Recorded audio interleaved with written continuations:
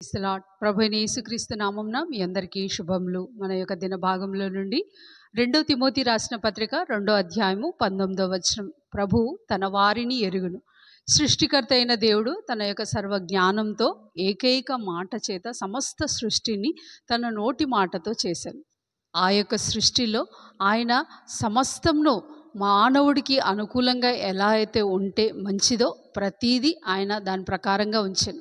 సముద్రం యొక్క అగాధం ఆయన ఎరుగును, భూమి యొక్క వైశాల్యంను ఆయన ఎరుగును, సముద్రం యొక్క సరిహద్దులను కూడా ఆయన తన ప్రేమతో సిద్ధపరిచి పెట్టి ఉన్నాడు.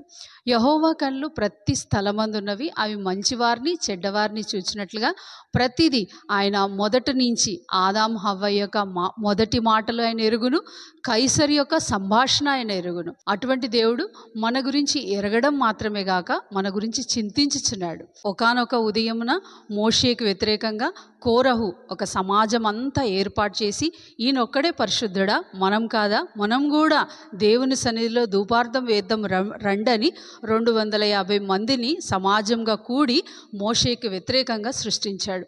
కానీ మోషే కేవలం దేవుని ఎదుట సాగిలపడి ఎవరు ప్రభువారో ఎవరు పరిశుద్ధుడో అది దేవుడే చెప్పును అనే మాటతో అక్కడ నిలబడిపోయిండు.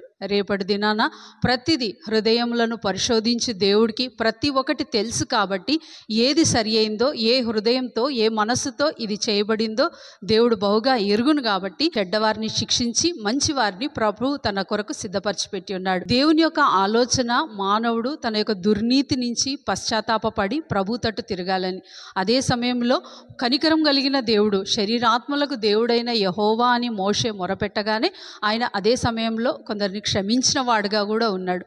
ప్రభువు తన వారు ఎవరో ఆయనకు బహుగా ఎరుగును, ఆయనను ప్రేమించిన వారు ఎవరో ఆయన ఎరుకైన వారుగానే ఉన్నారు. గనుక మనము ప్రభువు యొక్క తట్టు తిరిగి ఆయన ఎదుట నిజమైన హృదయంతో పశ్చాత్తాపపడి మన యొక్క దుర్నీతిని పక్కన పెట్టించి దేవుని యొక్క నీతిని అనుసరించిన ఎడల ప్రభు తన యొక్క గొప్ప కార్యములు మన పట్ల చేయువాడై ఉన్నాడు. రండి ప్రార్థన చేసుకుందాం. ప్రియమైన తండ్రి, యేసు ప్రభు ఘనమైన నామంలో నీ చేత ఎరగబడి నీ వారంగా పిలువబడుటకు ఇచ్చిన గొప్ప ధన్యతను బట్టి మీకు వందనాలు చెల్లించుకుంటూ వస్తున్నాను. ఇంకా రోజంతట్లో దేవా నీ ప్రజలంగా నీ వారంగా మేము ఏ విధంగా అయితే ఉండడం నీకు ఇష్టమో ఆ విధంగా నడుచుటకు, ఆ విధంగా మాట్లాడుటకు, ఆ విధంగా ఆలోచించుటకు కూడా తండ్రి మీ సహాయం దయచేయమని ప్రార్థిస్తూ యేసుక్రీస్తు నామంలో ప్రార్థిస్తున్నాం తండ్రి, ఆమేన్.